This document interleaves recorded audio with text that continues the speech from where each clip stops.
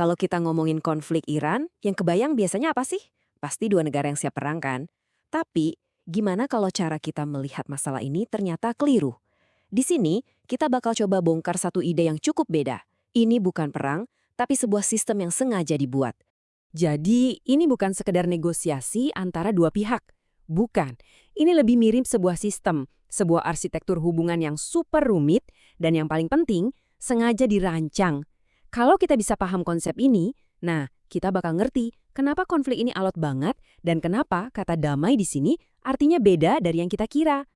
Oke, jadi apa sih maksudnya sistem ini? Kedengarannya agak abstrak ya. Nah yuk kita bedah bareng-bareng biar kelihatan kenapa ini jauh lebih rumit dari sekedar perang biasa antara dua negara.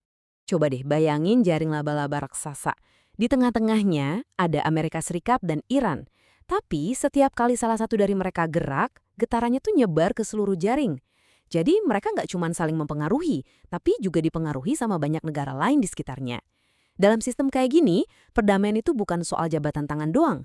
Ini lebih ke keseimbangan yang didesain dengan super hati-hati, di mana semua pihak yang punya kepentingan berbeda-beda ini akhirnya nemu titik tengah yang paling stabil buat semua. Oke, sekarang kita lihat pusat dari sistem ini, yaitu para pemain utamanya. Dan disinilah kita nemuin satu hal yang aneh banget, sebuah paradoks yang menarik. Ini dia yang aneh. Dua pemain utama di drama ini, Amerika sama Iran, itu hampir nggak pernah ngobrol langsung. Aneh kan? Tapi ini semua ada alasannya. Ini kalkulasi strategis. Buat Iran, ngobrol langsung itu bisa kelihatan kayak nyerah. Nah, buat Amerika, ini juga rumit. Mereka harus seimbangin antara diplomasi sama Iran, tapi di sisi lain juga nggak mau bikin sekutu-sekutunya marah. Jadi hasilnya, ya gitu, mereka ngobrolnya lewat sinyal-sinyal, lewat tindakan di panggung dunia. Nah, ini pasti jadi pertanyaan kita semua kan? Kalau mereka nggak ngobrol langsung, terus gimana cara mereka nyampain pesan-pesan penting? Gimana caranya biar nggak salah paham, yang bisa ya bahaya banget akibatnya? Jawabannya ada di lapisan lain dari sistem ini yang nggak kelihatan di permukaan.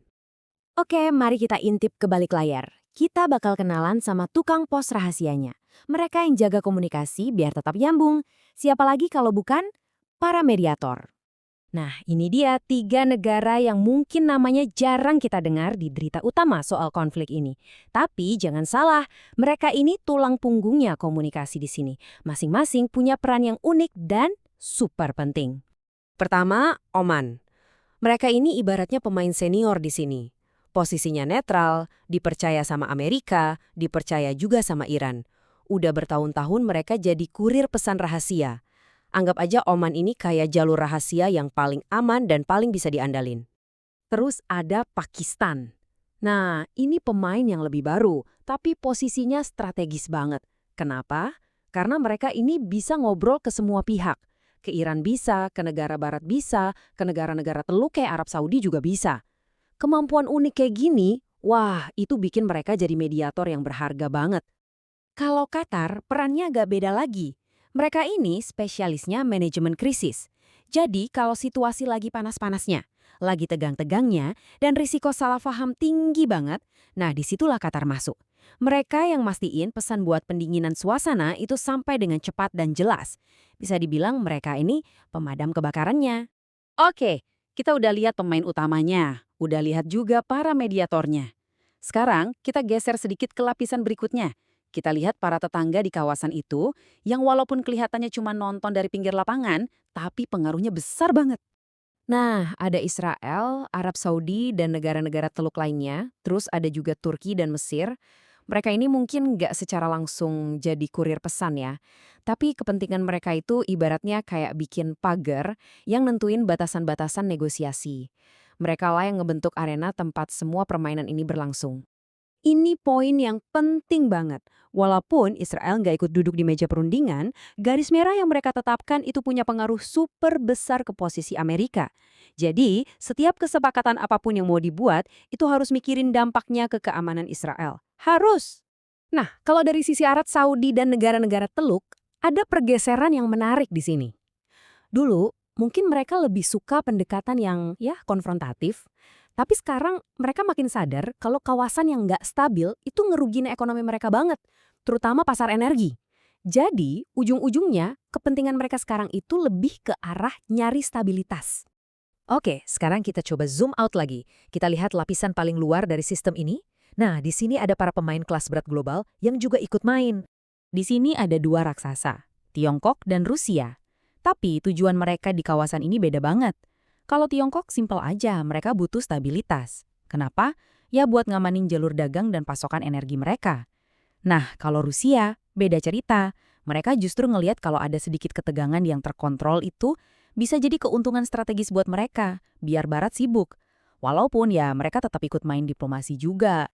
Oke, kita udah ngelewatin semua lapisannya nih, dari pemain utama, mediator, kekuatan regional, sampai pemain global. Sekarang, kita sampai di kesimpulan utamanya. Kalau kita perhatiin lagi, nggak ada satupun pemain di sistem ini yang tujuannya menang mutlak.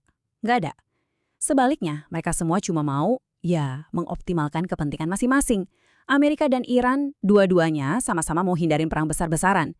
Para mediator, mereka jaga stabilitas biar peran mereka tetap penting. Negara-negara regional, mereka lindungi ekonomi dan keamanan mereka. Dan pemain global, ya mereka lagi main catur strategis jangka panjang. Nah, ini dia intinya. Damai dalam sistem ini tuh bukan soal bendera putih atau perjanjian damai yang final, bukan. Ini lebih ke titik keseimbangan yang rapuh. Sebuah stabilitas yang di-manage. Titik itu baru tercapai pas semua pemain sadar. Wah, kayaknya ongkos buat lanjut perang lebih mahal daripada ongkos buat kompromi nih.